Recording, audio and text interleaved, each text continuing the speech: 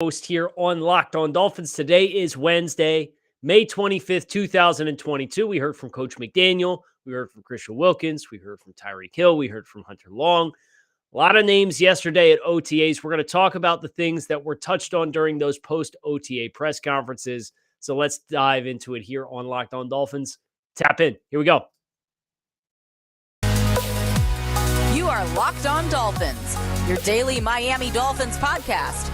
Part of the Locked On Podcast Network, your team every day.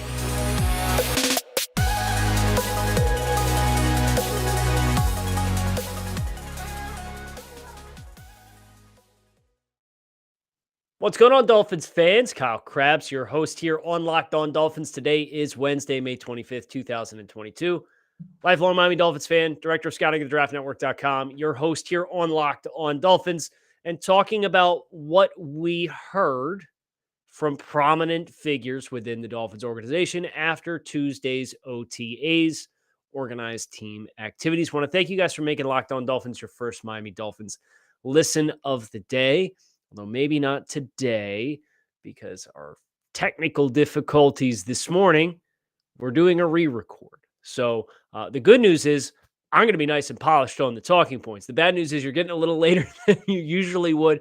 So appreciate your patience, but want to make sure the audio quality for today's show was at the expectation that I have for it and that you all have for it as well. So with that disclaimer, I'm innocent, out of the way, we're going to keep some of that same unserious energy in some of the things that Coach McDaniel talked about during his Tuesday press availability. He talked about the orange practice jersey, and he was asked about the origin of the orange practice jersey and the benefits of the orange practice jersey.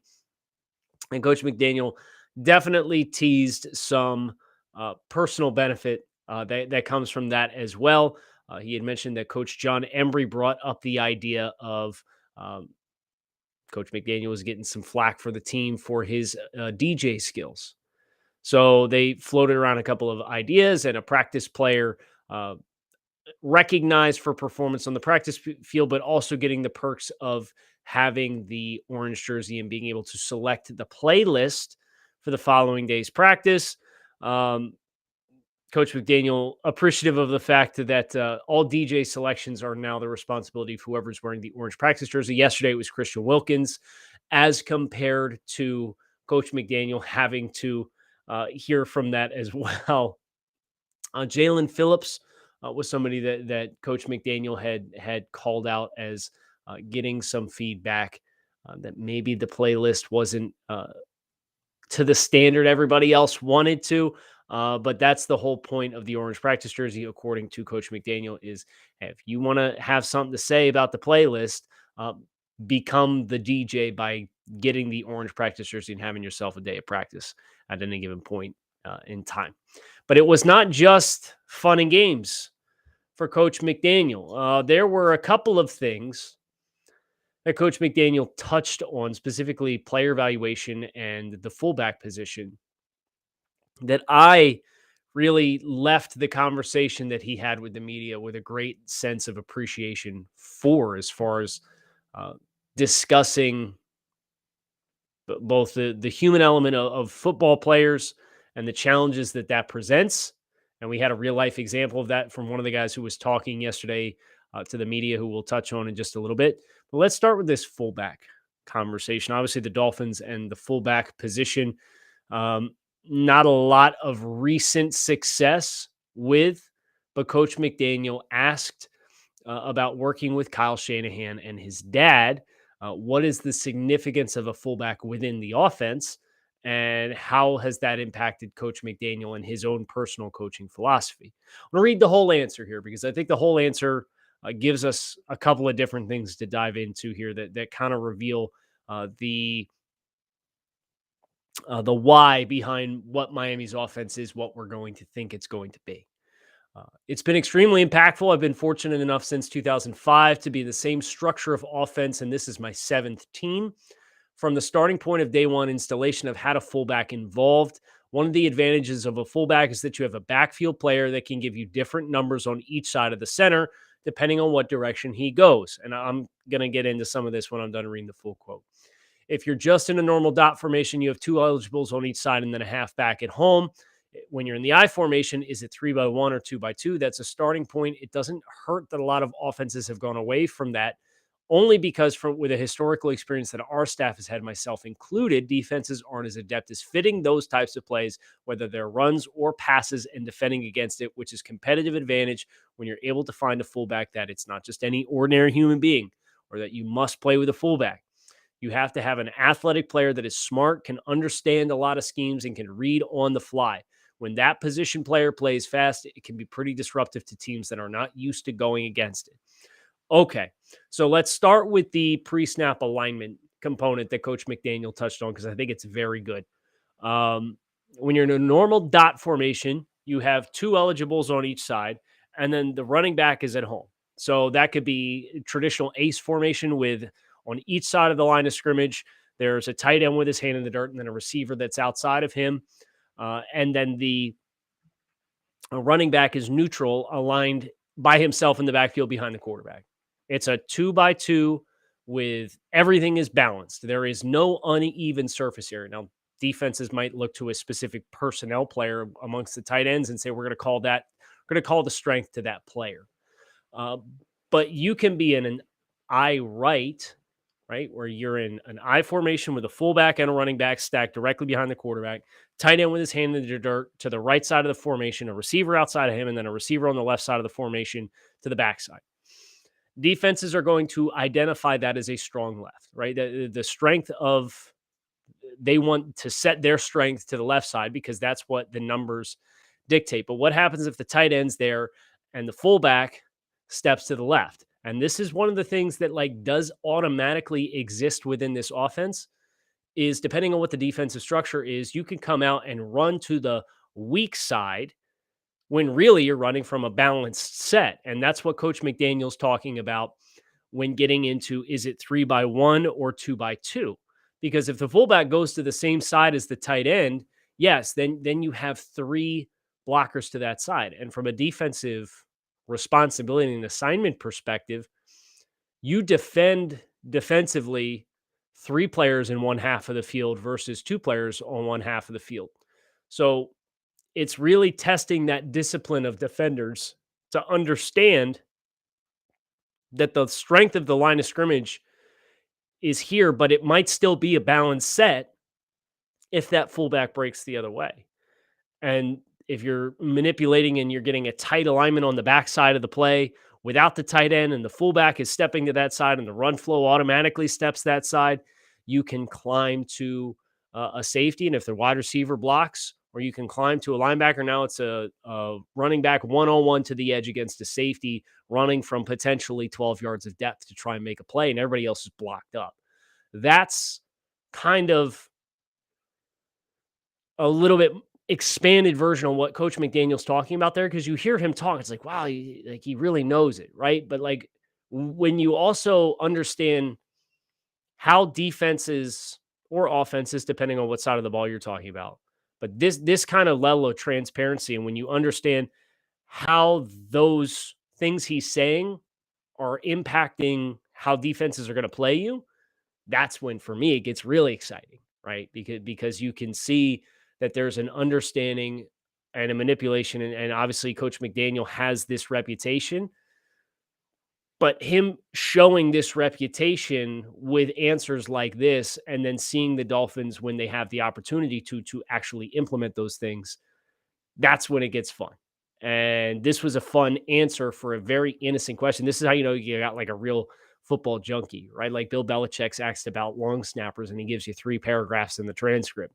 This was a very long-winded answer about the fullback position, but how it can really help you manipulate the front, the defensive front, when in reality, you're running out of balanced sets. You're just running from non-balanced alignments with balanced sets. And that misinformation to defenses opens up the ability for you to create big plays. Our next partner has a product that I use literally every day. It is AG1 from Athletic Greens. And I spent the last couple of days, I was away from home and didn't get a chance to work out, was visiting some family. And usually when that happens, like I get tight, I get stiff, all that kind of stuff.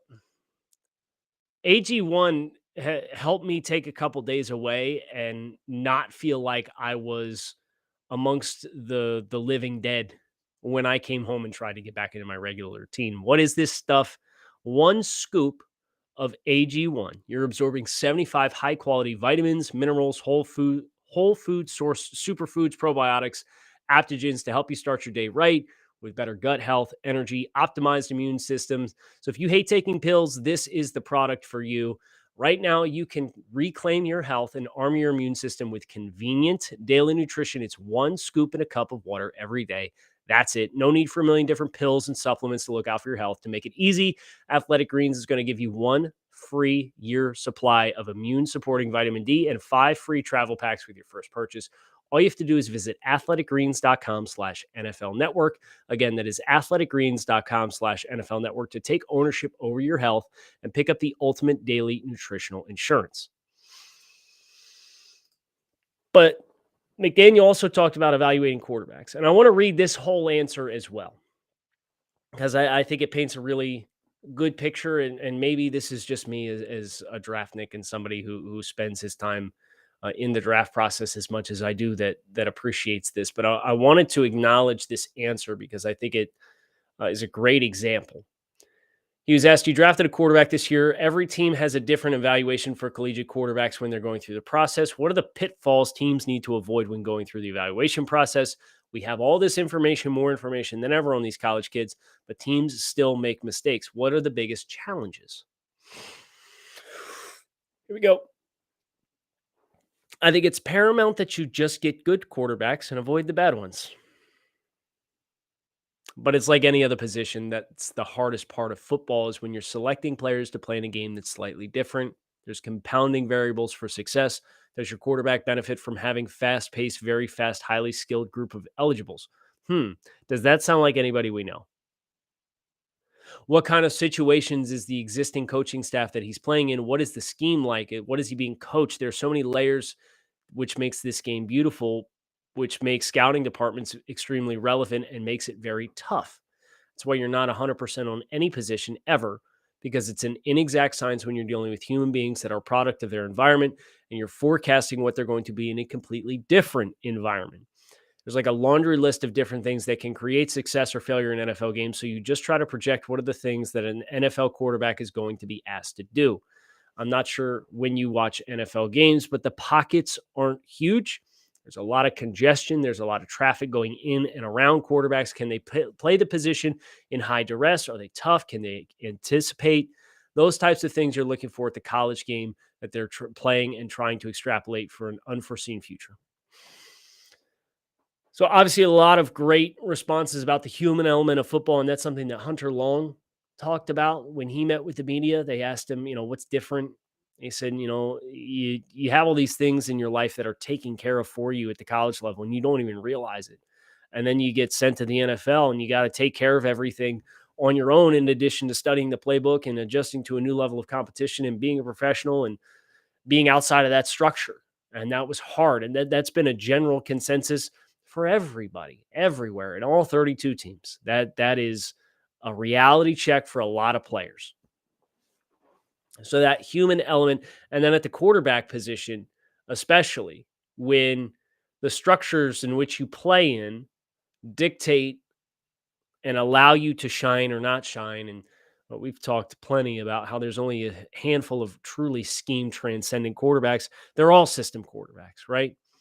And I appreciate it when he talked about traits. And there's the Dolphins fan base has a lot of opinions on Tua Tagovailoa, a lot of good and a lot of bad. But I don't think one thing that you can question with Tua is that he does parallel some of the visions that Coach McDaniel has, talking about playing in congestion. Can they play in high duress? Are they tough? Can they anticipate? Tua, because his release is so quick and because his feet are quick, I think you've seen him play in muddy pockets plenty, and I think that is one of the areas for him that shines. Now, whether or not he's able to hit and attack the entire field or not is something that I can't make a judgment on this year I need to see the physical improvements that he's worked for this offseason. I need to see what that looks like. I haven't seen it in person. I can't sit here and pretend to have all the answers. I would say Tua last year did not necessarily have the arm in tight quarters when he's off platform to attack all areas of the field. And I don't know that that's ever going to be a true strength of Tua's game, but it can be improved upon based on where it was last year. So the release, the foot quickness, some of the, especially in the early reads, he has the ability to throw to spots and throw with accuracy. Everything within 20 yards. I think there's plenty of anticipation spot throws, throwing away from leverage defenders, throwing into holes in zone coverage. The decision making and its consistency there is something that I think is going to continue to improve, as you would expect for a young quarterback. But that's plenty of parallels between what Coach McDaniel expressed and what I think the Dolphins do have at the quarterback position. So what that full body of work looks like this year, we have to wait and see. And I'm not all the way in. I'm not all the way out. I am very much in the information gathering phase and being realistic on what this quarterback has been afforded, what it has come out over the last 2 years, has been working internally with his favor and against his favor. There's a human element to the game of football.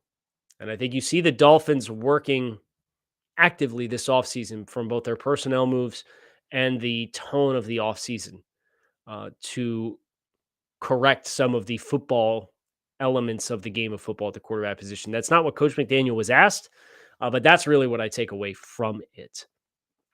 The last thing from Coach McDaniel was 2 quotes about positional versatility. Was asked about Connor Williams playing center versus playing guard, and was asked about interchangeability at wide receiver. As far as the offensive line goes, Coach McDaniel acknowledged Connor Williams has played center in preseason games. You really try not to put a ceiling on a player and decide before you see them play within your system. You want the players to decide that for you. And when asked about the interchangeability at receiver, Coach McDaniel acknowledged, first and foremost, we're looking for good football players. I think Chris Greer shares the same view as I have, where there's a degree or an allure or an attractiveness to football players who can do a multitude of things.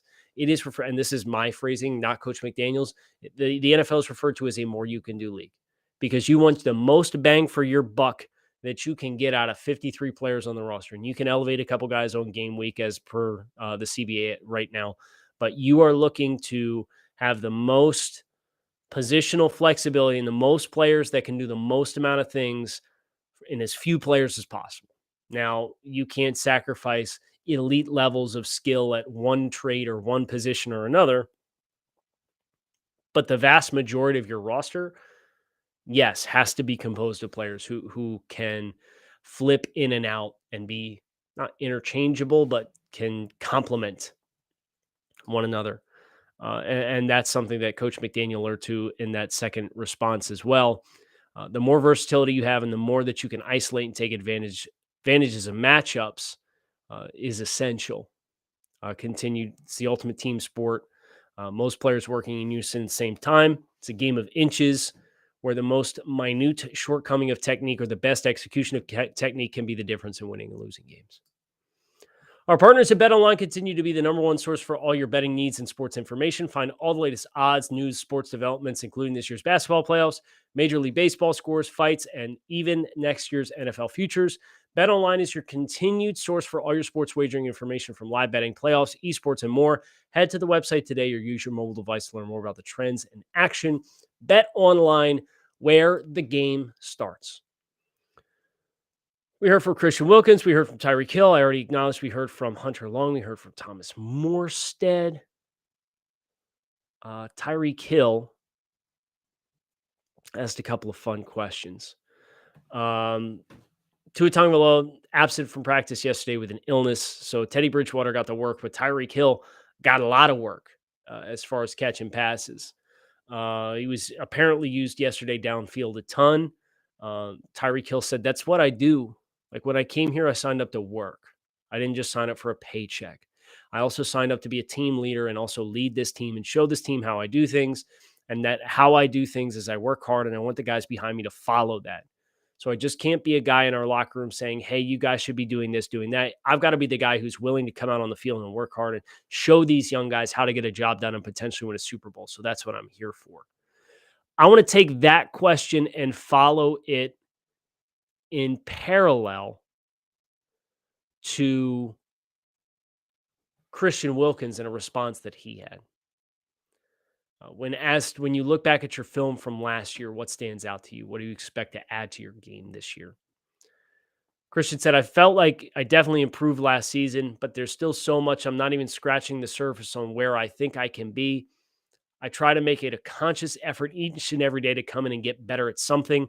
I have a focus of the day and I try and lock in on that and be dominant at that for that day. And eventually, as you get more reps, you focus more on that more times. You're going to get better at those things. And in those areas, that's just my mindset every day. For a couple of standout players on the Dolphins, a couple of the Dolphins' better players on each side of the football, to have that same worksman approach and mentality and a master of your craft. I think, first of all, it's a testament to Christian Wilkins and why he was the team's choice in 2019 when the team was starting from scratch. Culture changer, played at the championship program in Clemson. He who wore the orange jersey yesterday definitely threw some Clemson stuff in the playlist. But the enthusiasm, the skill level, the mindset, all of that blended together. And then you hear from Tyreek Hill and Tyreek Hill embodying, like, I got to be the guy, right? Like, it's got to be me. That's what I signed up for. I have a great appreciation for both of those players having that same headspace at this time of year when it is the spring. It's OTAs, it's voluntary, and everybody's out there busting ass. That is all you could possibly hope for. And the momentum that it feels like this team has, I can't help but get a little excited for.